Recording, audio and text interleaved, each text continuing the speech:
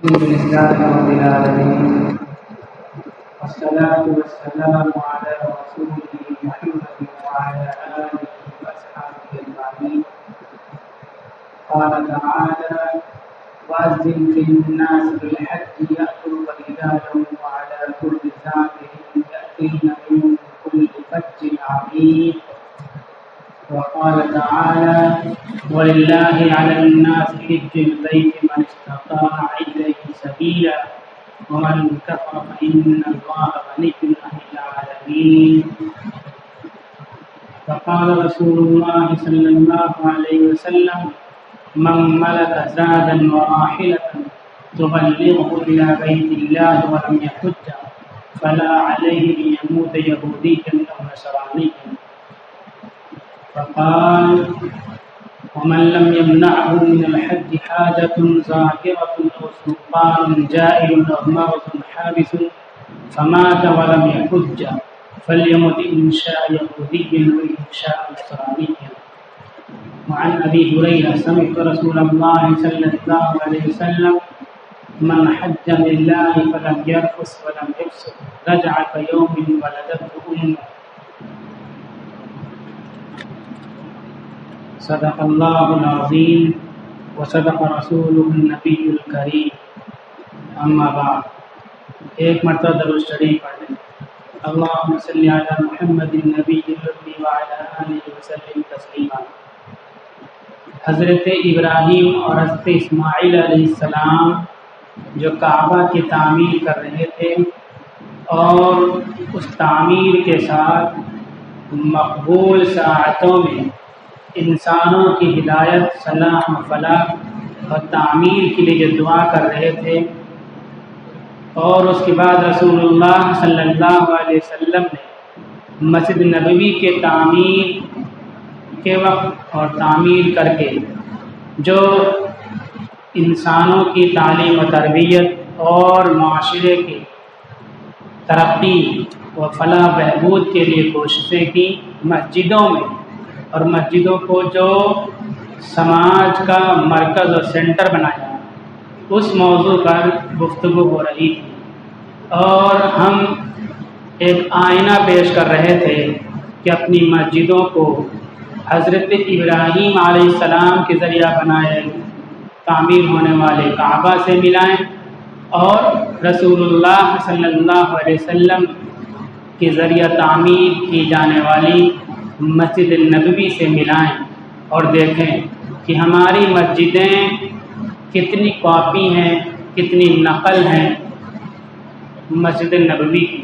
یہ مسجدیں ہم دیکھتے ہیں کہ چھوٹے سی جگہ پر مسجد بنی ہوئی ہے، لیکن یہ مسجدیں جنگل میں بنی، پھر بھی یہ کعبہ کا حصہ اللہ کا گھر ہے.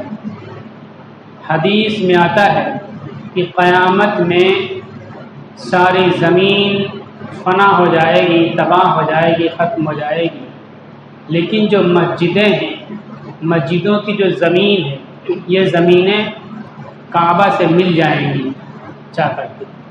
تو دیکھنے میں یہ کعبہ سے بہت دور جگہ ہے، لیکن بہرحال اسی کا ایک حصہ ہے. عظمت، شرافت اور احترام اس کا بھی ملحوظ رکھنا ضروری ہے. اور جو کام، جو ورک وہاں ہوتے تھے، وہ کام، وہ ورک ایسے جو سماج سے جڑے ہوئے ہوں، یہاں بھی ہونے چاہیے. تو یہ میں آئینہ دکھا رہا تھا کہ ہم کتنا اپنی بنیادوں سے ہٹ گئے. دو ایک باتیں رہ گئی تھیں، مثلا مسجدوں میں ایکسرسائز، شور کرنا منع ہے، بہت سخت منع ہے. حدیث میں آتا ہے کہ قیامت کی بری علامتیں ہیں کہ مسجدوں میں قرب قیامت میں شور شروع ہو جائے گا. یہ تو شہر ہے، چھوٹے گاؤں وغیرہ میں دیکھو، جتنا بچے شور کرتے ہیں اس سے زیادہ چپ کرنے والے شور کرتے ہیں. سب چلاتے ہیں، بچوں کو شور مچا دیتے ہیں. اتنے تیز مائک لگے ہوتے ہیں جس کی کوئی انتہا نہیں، شور. لیکن ورزش کے سلسلے میں جو شور ہوتا ہے مسجد میں، اللہ کے رسول صلی اللہ علیہ وسلم نے اس شور سے منع نہیں فرمایا. ورزش کریں گے شور ہوگا، تو ورزش یہاں مطلوب ہے، ورزش کی جو شور ہو رہا ہے تو منع نہیں فرمایا۔ مسجدوں میں ورزش کا تصور ہی ختم ہو گیا۔ یہ میں اس لیے کہہ رہا ہوں کہ 10-12 دن پہلے، 10-11 دن ہو گیا، ایک پروگرام میں گیا تھا تو کچھ بڑے ذمہ دار علماء بھی ساتھ میں تھے، تو یہ بتلایا گیا کہ کچھ لوگ ورزش کر رہے تھے تو اس میں علماء قسم کے لوگ بھی آ گئے، ڈانٹنے لگے، مسجد میں ورزش، ڈانٹنے لگے۔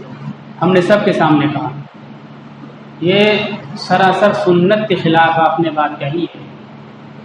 مسجد نبوی میں ورزش بھی ہوتی تھی، یہ چیز نکل گئی، لڑائی کرنے لگے۔ میڈیکل کی چیزیں ہم نے سنائی تھی، ڈاکٹر سے چندہ لے لیا، مکان بنوا لیا اور بھگا دیا ان کو۔ سنت ہے کہ ڈاکٹر بیٹھے مسجد کے اندر، لوگوں کا علاج ہو۔ مسجد سماج کے ہر فرد سے، ہر شخص سے، محلے بستی کے ہر شخص، ہر گھر سے جڑی ہوئی ہو، ہر شخص جڑا ہوا ہو۔ دلی کے ایک پروگرام میں تھا، وہاں ڈاکٹر سعود عالم قاسمی مسلم یونیورسٹی کے تھے، وہ مسجدوں کی حفاظت، سماج سے مسجدیں کیسے جڑتی ہیں، جڑی ہوتی ہیں، اور اللہ کے نبی کے دور میں مسجدیں سماج سے کیسے جڑی ہوتی تھیں اور افراد سماج کے مسجدوں سے کیسے مربوط ہوتے تھے، اس پر مثال پیش کی کہ مسجدوں کی کیا ایکٹیویٹیز ہیں، کیا اثر آفرینی ہے، اثرات ہیں۔ پروفیسر کوئی حاکم ذمہ دار ہوتا ہے تو اس کے آنکھ کے اشارے پر لوگ عمل کرتے ہیں، لیکن جب ریٹائر ہو جاتے ہیں تو کوئی پوچھنے والا نہیں ہوتا ہے، کوئی حیثیت ان کی باقی نہیں بچتی ہے۔ چونکہ بڑی پوسٹ پہ ہوتے ہیں تو رشتہ داروں کو بھی احترام نہیں کرتے، دینی فکر رکھنے والے کرتے ہوں گے، لیکن عام طور پر ایسا ہوتا ہے، تکبر، انانیت، غریبوں کی توہین، رشتہ دار بھی کٹ جاتے ہیں۔ اور جب کوئی نوکری سے ہٹ گئے تو جو ماتحت تھے وہ بھی بے ادبی کرنے لگتے ہیں۔ جا کے آپ دیکھ لیجئے، کسی بھی آفیسر کی زندگی دیکھ لیجئے، اب وہ گھر میں بیٹھ گئے، گھر پہ بیٹھے بیٹھے تقریباً پاگل ہو گئے، کوئی پانی دینے والا نہیں، کوئی کام کرنے والا نہیں، اور نوکر شام کو آیا، صبح جلدی بھگ گیا، صبح جلدی آیا بھگ گیا، بدلو نوکر، پھر چور نوکر مل گیا، اس طرح سے مطلب پریشان، وہ تقریباً پاگل ہو گئے۔ تو ان سے کسی نے کہا آپ نماز پڑھنا چالو کر دو، مسجد میں جانا چالو کر دو، تو یہ پاگل پن ختم ہو جائے گا، آپ ٹھیک ہو جاؤ گے۔ تو طبیعت پر بوجھ ڈالتے ہوئے کہ فرصت میں تو گھر پہ بیٹھے ہی رہتے ہیں، جا کے لوگ نماز پڑھنا چالو کر دیں، مسجد میں آنے جانے لگے۔ مہینہ 15 دن مسجد میں آئے اور گئے، اس کے بعد کہیں رشتہ داری میں چلے گئے 3-4 دن کے لیے، تو 3 دن جب نہیں آئے تو چوتھے دن مسجد سے نمازی حضرات کچھ لوگ گئے گھر پہ حال خبر لینے کہ فلاں صاحب نہیں آتے ہیں، کوئی بات تو نہیں ہو گئی۔ تو پتہ چلا کہ رشتہ داری میں گئے، جب واپس آئے تو بتایا گھر کے لوگوں نے کہ مسجد سے آئے تھے لوگ آپ کی خبرگیری کرنے کے لیے، تو بہت خوش ہوئے، بولے اب میرا دماغ بالکل صحیح ہو گیا، اب میں پاگل نہیں ہو جاؤں گا۔ ان نمازیوں کی میں نے کبھی مدد نہیں کی، ان کو حقیر سمجھتا تھا، مسجدوں سے دور تھا، 1 مہینہ نماز پڑھی میں نے اور کہیں چلا گیا تو یہ پوری قوم کے لوگ ہمارے بارے میں فکر مند ہو گئے۔ تو مسجد سماج کے ہر فرد کو جوڑتی ہے، اور یہ نمازی سے اس لیے نہیں کہ پروفیسر تھے، آفیسر تھے، ریٹائر ہو گئے، اس لیے نمازی گئے کہ مسجد میں نماز پڑھنے آتے تھے، کوئی حادثہ تو نہیں ہے، کوئی مصیبت۔ تو مسجدوں کی یہ اثرات یا یہ کام کا میدان ہے کہ سماج کا ہر فرد جڑا رہے مسجد سے، اور ہر فرد کے بارے میں فکر کی جائے۔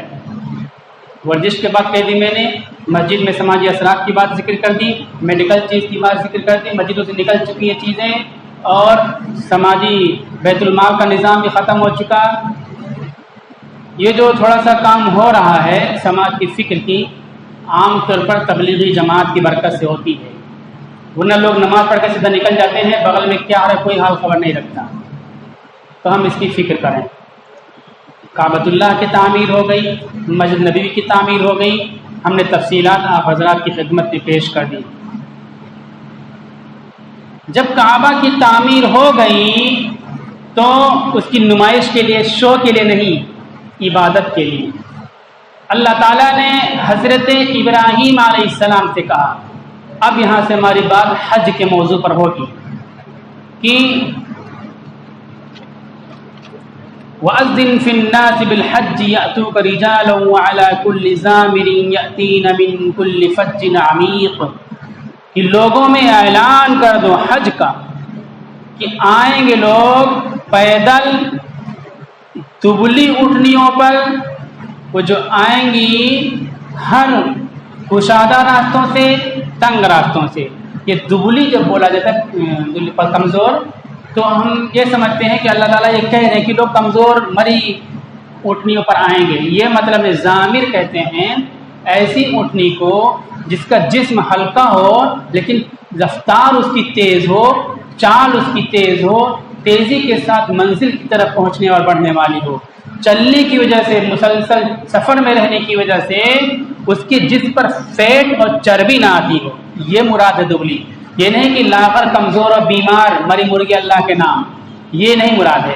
تو من کل فج عمیق، کشادہ تنگ راستوں سے، مطلب دور دراز علاقوں سے لوگ آئیں گے، پیدل بھی آئیں گے، سواریوں کے ذریعے سے بھی آئیں گے۔ سواریاں ایسی ہوں گی کہ مشکل راستے بھی طے کریں گی اور صاف اور صحیح راستے بھی طے کر کے یہاں پہنچیں گی۔ ابراہیم علیہ السلام کو اللہ تعالیٰ نے حج بیت اللہ کے لیے اعلان کا حکم فرمایا۔ ابراہیم علیہ السلام وہاں تنہا اعلان فرما رہے ہیں، اللہ کا حکم کہ یہ اعلان کرو، اعلان کر رہے ہیں۔ ہمارے لیے بھی اللہ کا حکم ہے، اللہ کے نبی کا حکم ہے کہ اسلام کو لوگوں تک پہنچاؤ، اسلام کی بات لوگوں تک کرو، نبی کی بات لوگوں تک پہنچاؤ۔ ہم اور آپ دیکھیں کتنا کرتے ہیں۔ ہمارے آئیڈیل ابراہیم علیہ السلام بھی ہیں، دین ابراہیم ہی ہے، وہاں فوراً کھڑے ہو گئے اعلان کرنے کے لیے، اور ہمارے ساتھ ہزاروں لاکھوں سینکڑوں لوگ ملتے جلتے رہتے ہیں۔ ہم کتنے لوگوں تک اللہ کے دین کو پہنچاتے ہیں؟ حکم پہنچاؤ، بلغوا ولو عنی، بلغوا عنی ولو آیا۔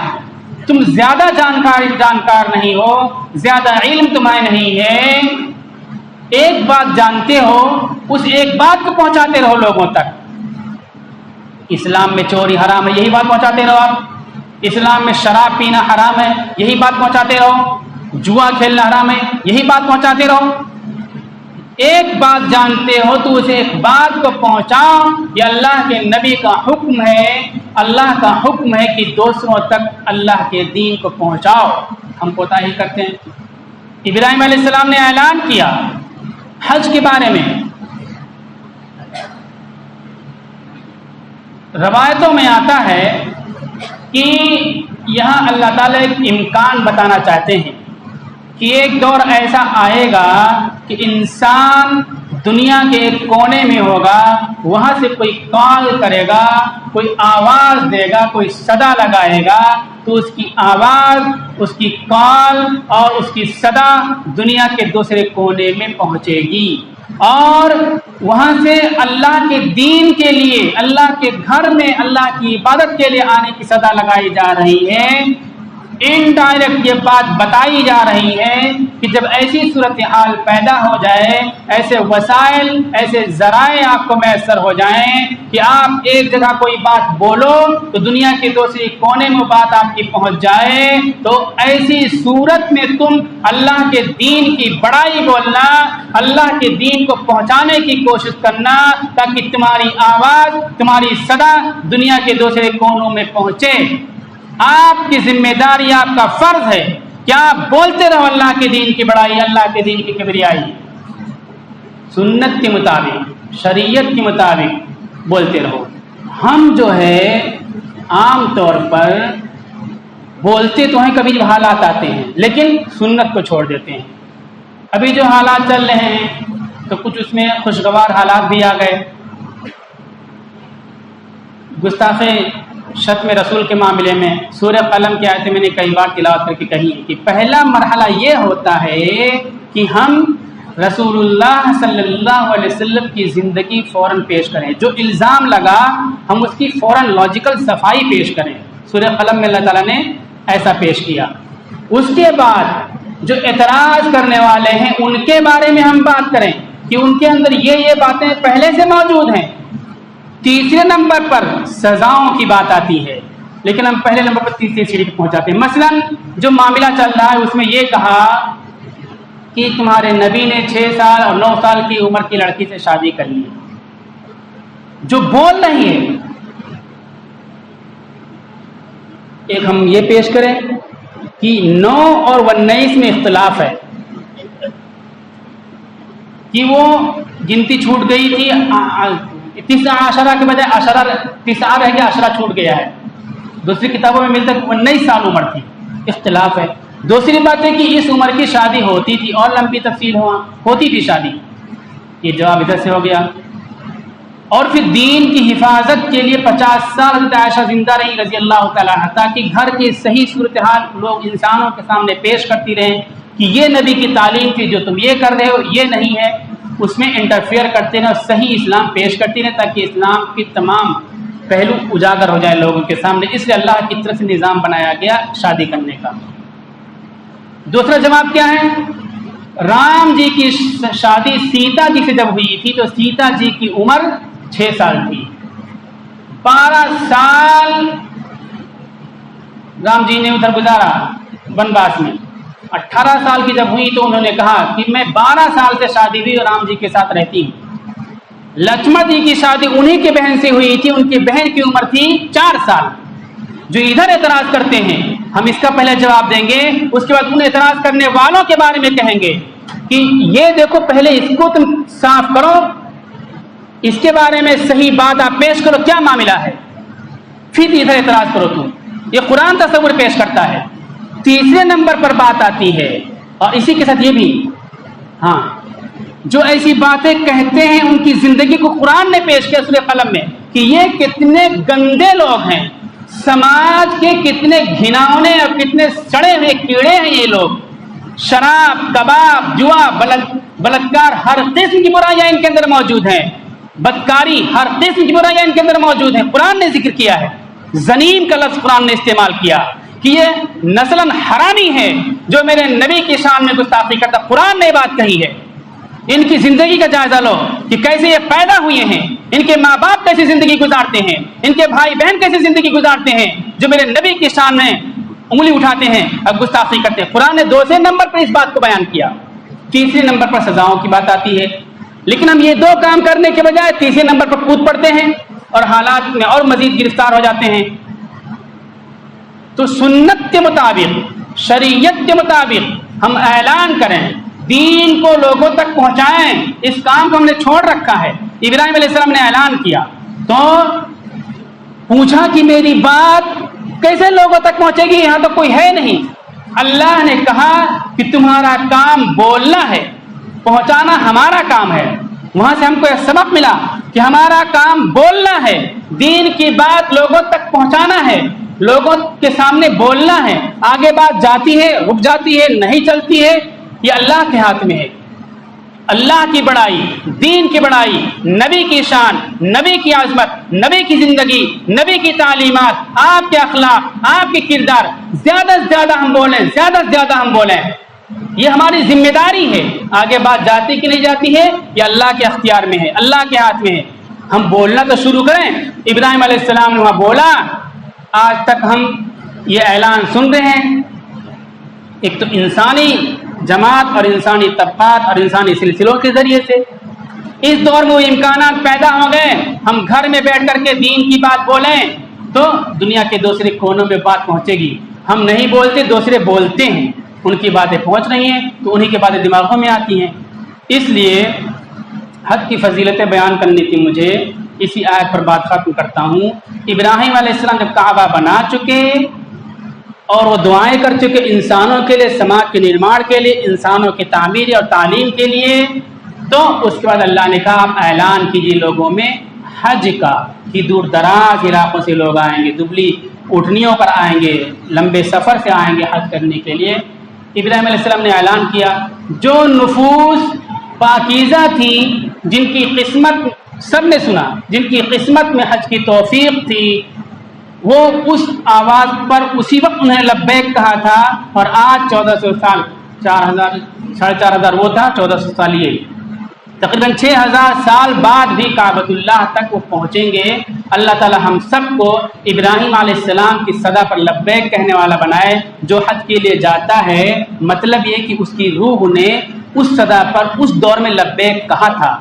اس لیے ہم سب کو کوشش کرنی چاہیے کہ کسی طرح حج بیت اللہ کریں۔ اگر حج بیت اللہ کی تیاری کرتے ہیں اور پہنچتے ہیں تو اس کا مطلب یہ کہ نبی کی آواز پر ہم نے لبیک کہا تھا، نبی کی آواز پر لبیک کہنے والا بنے۔ اللہ تعالیٰ عمل کی توفیق عطا فرمائے۔